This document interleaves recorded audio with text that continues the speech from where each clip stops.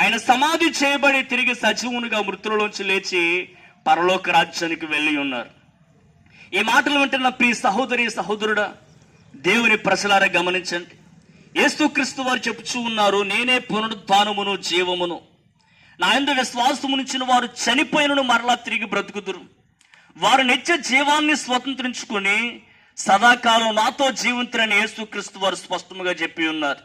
అవును ప్రియులారా, మనుషులమైన మనము మరణించిన వారు మరణించినట్లుగా మన సమాధులలో ఉండమని, మరణించిన మనమంతా తిరిగి లేవాల్సిన ఆవశ్యకత ఉన్నదని యేసుక్రీస్తు వారు మరణించి తిరిగి సజీవుడిగా మృతుల్లోంచి లేచి ఆయన దేవుని రాజ్యానికి వెళ్ళి పునరుద్ధాన విషయమైనటువంటి సాక్ష్యాన్ని అనుగ్రహించున్నాడు ఈ లోకానికి.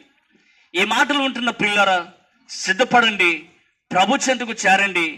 ప్రభువునందు సర్వమానవాళికి అనుగ్రహపరిచిన పాప క్షమాపణను అంగీకరించి ఆయన యందు పునరుద్ధానమును పొంది నిత్య జీవ